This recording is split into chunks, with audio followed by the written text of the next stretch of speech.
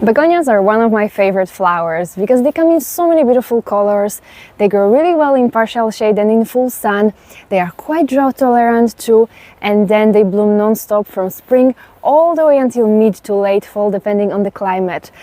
So that makes them really great choice for balcony and terrace planters. But although begonias are perennial plants, they're not very frost hardy, so they have to be protected over winter. So in this quick tutorial I'm gonna show you how to overwinter tuberous begonias, how to dig them up, how to store those tubers so that you can plant them again next year.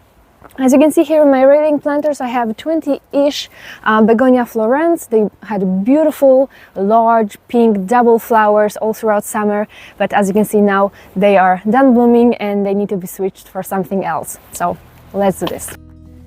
In the fall, you want to slowly cut down on watering your begonias and then wait for the first light frost. The light frost will ruin the foliage, and that's a good moment to dig up your tubers. So after the first light frost, dig up the whole plant with its tuber. Try not to break the stem, just gently shake off excess soil.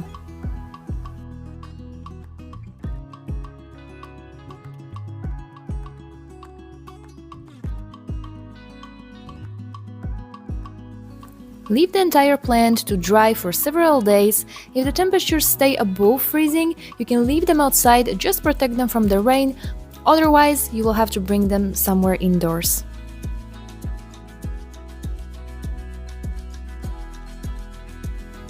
Check on your tubers a couple days later. When the tuber is dry, the stem should detach easily. If it doesn't, it means the tuber is not ready yet, so give it just a few more days.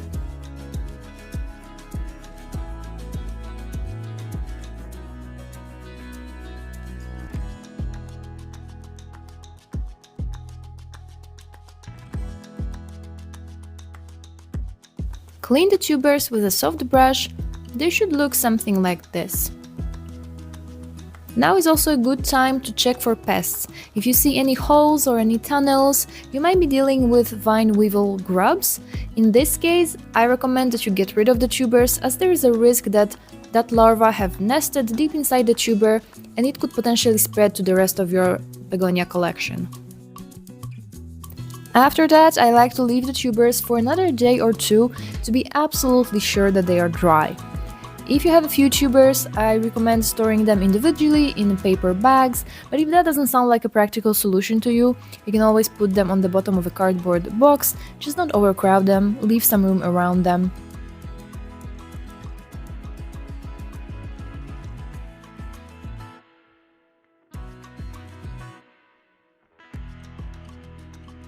And then cover them again with a paper and put another layer.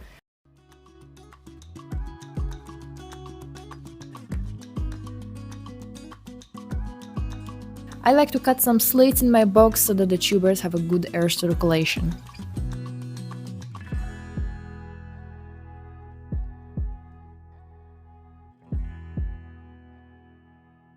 Then store them in a cool and dry place until we are ready to plant them again next year.